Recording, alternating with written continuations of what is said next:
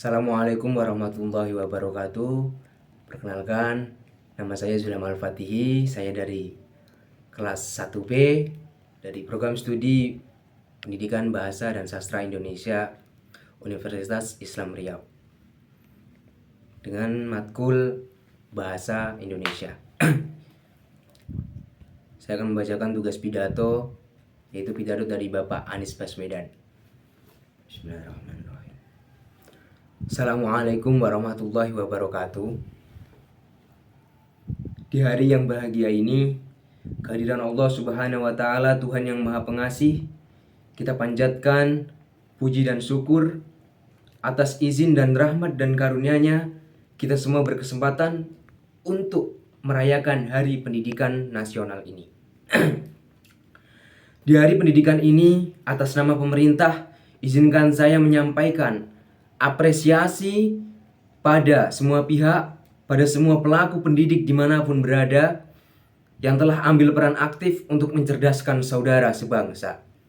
Untuk para pendidik dimanapun yang telah ambil peran aktif untuk mencerdaskan, bekerja keras dan membangkitkan potensi peserta didik untuk menjadikan manusia berkarakter mulia yang mampu meraih cita-cita dan pembelajaran sepanjang hidup. Terimalah salam, hormat, dan apresiasi dari kita semua. Bapak dan Ibu, hadirin yang mulia, Republik tercinta ini digagas oleh anak-anak muda yang terdidik dan tercerahkan.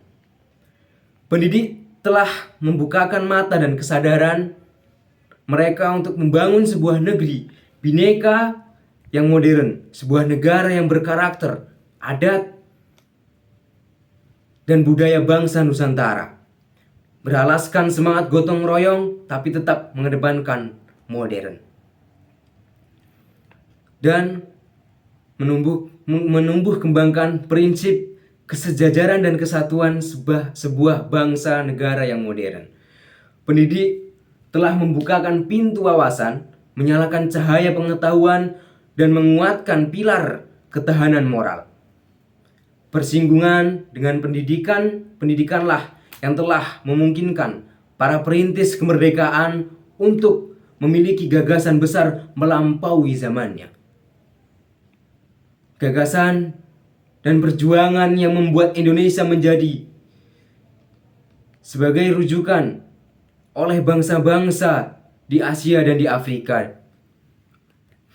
Dunia terpesona pada Indonesia bukan saja karena keindahan alamnya dan atau keramahan penduduknya atau keagungan budayanya, tetapi juga karena deretan orang-orang terdidiknya yang berani mengusung ide-ide terobosan dengan ditopang moral dan intelektual yang tinggi. Indonesia adalah negeri yang penuh berkah. Di tanah ini setancapkan ranting bisa tumbuh menjadi pohon yang rindang. Alam subur, laut melimpah, apalagi bila melihat mineral, minyak, gas, hutan, dan semua deretan alam. Indonesia adalah wajah cerah khatulistiwa. Namun kita semua harus sadar bahwa aset terbesar Indonesia bukan tambang, bukan gas, bukan minyak, bukan hutan, ataupun segala macam hasil bumi. Aset terbesar bangsa ini adalah manusia Indonesia. Tanggung jawab kita sekarang adalah mengembalikan kualitas manusia Indonesia. Manusia yang terdidik dan tercerahkan adalah kunci kemajuan bangsa. Jangan sesekali kita mengikuti jalan berpikir kaum kolonial di masa lalu. Fokus mereka, kaum kolonial itu, adalah pada kekayaan alam saja dan tanpa peduli pada kualitas manusianya. Kaum kolonial memang datang untuk mengeruk dan menyedot isi bumi Nusantara, menguras hasil bumi Nusantara. Karena itu mereka peduli dan tahu persis data kekayaan alam kita, tetapi mereka tak pernah peduli dengan kualitas manusia di Nusantara. Kini kita sudah 70 tahun merdeka. Kemerdekaan itu bukan hanya untuk menggulung kolonialisme, melainkan juga untuk mengejar kesejahteraan dan keadilan sosial seluruh rakyat Indonesia. Jangan sampai kita hanya tahu tentang kekayaan alam, tetapi tidak tahu kualitas manusia di negeri kita. Kita harus berkonsentrasi pada peningkatan dan pengembangan kualitas manusia. Kita tidak boleh mengikuti jalan berpikir kaum kolonial yang terfokus hanya pada kekayaan alam, tetapi melupakan sosial kualitas manusia. Mari kita jawab.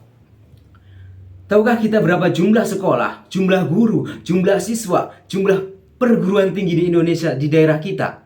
Tahukah kita berapa banyak anak-anak di wilayah kita yang terpaksa putus sekolah? Tahukah kita tentang kondisi guru-guru di Indonesia yang mengajar anak-anak kita? Tahukah kita tentang tantangan yang dihadapi oleh kepala sekolah dan guru-guru yang memajukan sekolahnya? Lebih jauh lagi, berjuta jumlah putra-putri Indonesia kini telah berhasil meraih kesejahteraannya. Pada kita telah sejahtera itu. Jelas terlihat bahwa pendidikan adalah hulunya. Karena pendidikan, maka terbukalah peluang untuk hidup lebih baik. Pendidikan itu seperti tangga berjalan yang mengantarkan kita meraih kesejahteraan yang jauh lebih baik. Pertanyaannya, sudahkah kita menengok sejenak pada dunia pendidikan yang telah mengantarkan kita pada kesejahteraan yang lebih baik? Pernahkah kita mengunjungi sekolah kita dulu? Pernahkah kita menyapa, bertanya kabar dan kondisi, serta berucap terima kasih pada guru yang mendidik kita dahulu? Pernahkah kita menyapa kembali dan menyampaikan terima kasih kepada dosen-dosen kita? Bagi kita yang kini berkiprah di luar dunia pendidikan, mari kita luangkan perhatian, mari ikut terlibat memajukan pendidikan. Mari kita ikut iuran untuk membuat generasi anak-anak kita bisa meraih yang jauh lebih baik dari yang berhasil diraih generasi ini. Dan iuran paling murah adalah kehadiran. Datangi sekolah, datangi guru, datangi anak-anak pelajar, lalu terlibat untuk berbagi, untuk menginspirasi, terlibat untuk ikut memajukan dunia kita, khususnya dunia pendidikan kita. Bapak, Ibu, dan hadirin yang berbahagia, wajah-wajah masa depan kita berada di ruang kelas, akan tetapi bukan berarti tanggung jawab membentuk masa depan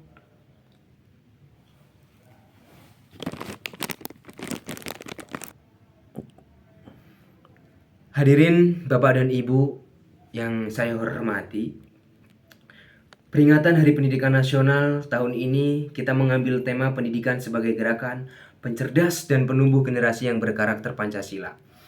Karena kata kunci dari tema tersebut adalah gerakan, pendidikan harus dipandang sebagai ikhtiar kreatif seluruh bangsa. Karena itu pendidikan tidak bisa dipandang sebagai sebuah program semata. Kita harus mengajak semua elemen masyarakat untuk terlibat. Kita mendorong pendidikan menjadi gerakan semesta, yaitu gerakan yang melibatkan seluruh rakyat Indonesia. Pendidikan menjadi gerakan semesta, yaitu gerakan yang melibatkan seluruh elemen bangsa. Masyarakat merasa memiliki, pemerintah memfasilitasi, dunia bisnis peduli, dan ormas atau LSM mengorganisasi. Berbeda dengan sekedar program yang perasaan memiliki atas kegiatan hanya sebatas pada para pelaksana program sebuah gerakan, justru ingin menumbuhkan rasa memiliki pada semua kalangan. Mari kita ajak semua pihak untuk merasa peduli, untuk merasa memiliki atas problematik pendidikan agar semua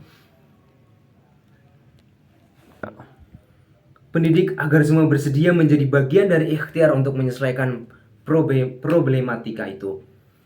Gerakan pencerdasan dan menumbuhkan generasi berkarakter Pancasila adalah sebuah ikhtiar mengembalikan kesadaran tentang pentingnya karakter Pancasila dalam pendidikan kita. Sudah digariskan bahwa pendidikan bertujuan untuk membanggakan potensi peserta didik agar menjadi manusia yang beriman, bertakwa kepada Tuhan Yang Maha Esa, berakhlak mulia, sehat, berilmu, cakap, kreatif, mandiri, dan menjadi warga negara yang demokratis serta bertanggung jawab. Itulah karakter Pancasila yang menjadi tujuan pendidikan nasional kita.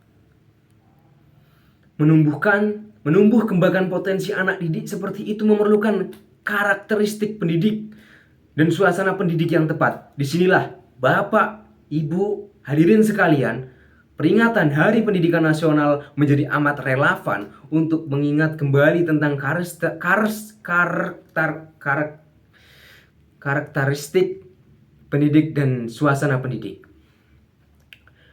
Peringatan Hari Pendidikan tak bisa lepas dari sosok Ki Hajar Dewantoro yang pada tanggal 2 Mei adalah hari kelahiran Bapak Pendidik Indonesia itu. Ki Hajar Dewantoro menyebut sekolah dengan istilah taman. Taman adalah tempat belajar yang menyenangkan. Anak datang ke taman dengan senang hati, berada di taman juga dengan senang hati, dan pada saat harus meninggalkan taman, maka anak akan merasa berat hati. Pertanyaannya, sudahkah sekolah kita menjadi taman? Sudahkah sekolah